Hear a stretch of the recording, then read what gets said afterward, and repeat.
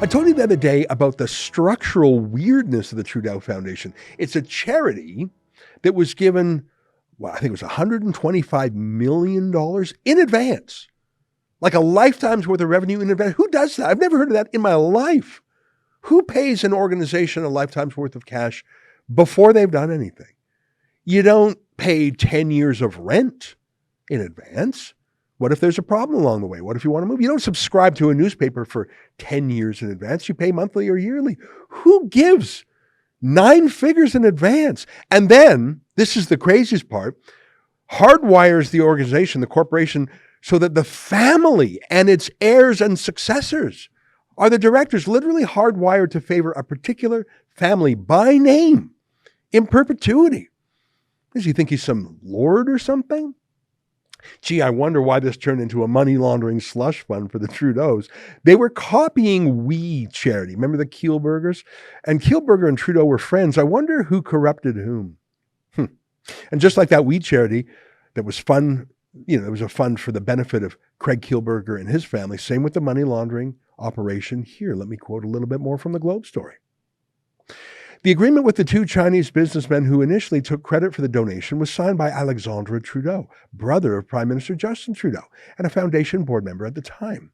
The other signatories were then University of Montreal rector Guy Breton and then school dean Jean-François Gaudreau Desbiens. University spokesperson Geneviève O'Meara said. So Alexandre Trudeau took care of the donation. That's odd.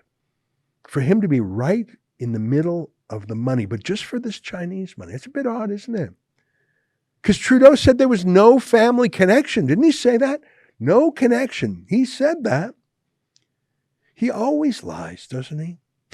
Remember when the Globe and Mail, the same reporters actually, broke the news that Jody Wilson-Raybould was fired as Justice Minister for not going along with some Montreal corruption. Remember Trudeau's first response to that?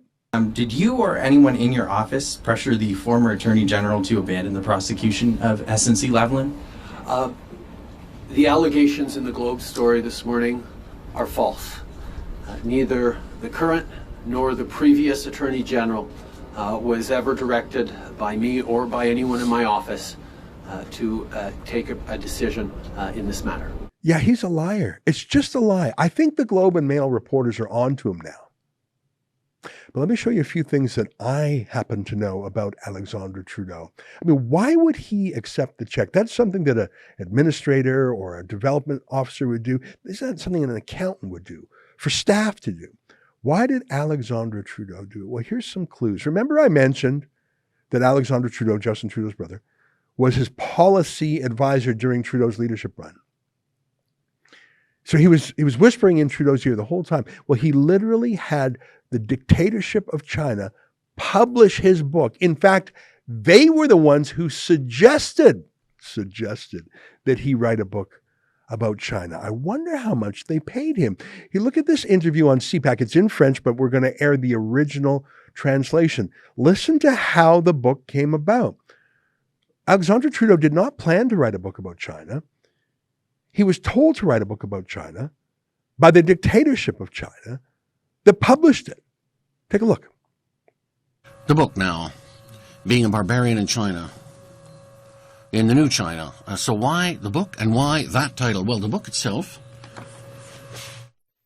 it is sort of an organic phenomenon. The Chinese wanted to write a book on my father's visit to China, and they asked me to write, this was in 60, and they asked me to write the preface, and the Canadian edition was published in Vancouver. They published it, so they asked me to write a longer preface, and I said, fine, but I would like to go back to China and get into things, rediscover the country. And when I went there, I found I had so many things to say that they said, well, we can't put that in a preface, so we'll put it in a section. And actually, we'd like you to write a full book on it. Well, that was the pretext, but the idea is that China, for someone like me who was involved in geopolitics for quite a long time, just can't avoid China, which plays now a very important role. Did you know that? That China itself pushed Trudeau to write this propaganda book? The year this happened was 2016, the same year as the big cash gift that Alexandre himself signed for. What other money changed hands? How much did he get paid for this book? And he wasn't just happy to write for them, a book that, let's be honest, few people would have read.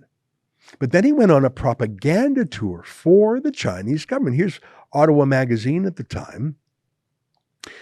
I'm still an outsider there, a barbarian. But what China has given me is a perspective on the West. From China, it's much easier to understand the West. I now look at our own freedoms with a little more circumspection and consider some of the irresponsible nature of some of the freedoms we enjoy. I think China has a lot to say, especially old China. Hey guys, did you know that that it's irresponsible to be free? That's what the Communist Party of China has taught him. And this propaganda was given by Alexandra to Justin Trudeau right before Justin Trudeau's state visit to China. Let me read the story. It's published by Yahoo. He read it a week before he left for China, and he told me it helped him get up to speed in what to think and feel about China.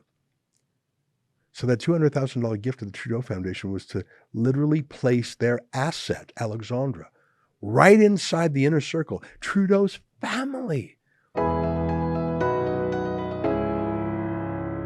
That was an excerpt from the Ezra Levant show. I'm Ezra Levant. Every weekday, I do a monologue about the topic of the day. Then I interview a fascinating guest either in studio or via Skype. And then I read your mail, whether it's fan mail or hate mail, which is sometimes even more interesting. This is on our premium service, though, called Rebel News Plus. Go to rebelnewsplus.com. It's $8 a month or less if you buy a whole year in advance. You get my show every weeknight, plus Sheila Gunn Reid's show every week. It's called The Gun Show. It's pretty amazing. You know, we rely on you because we do not take a dime from the government. In Canada, that makes us almost unique. So please help us out and help yourself to some great journalism at rebelnewsplus.com.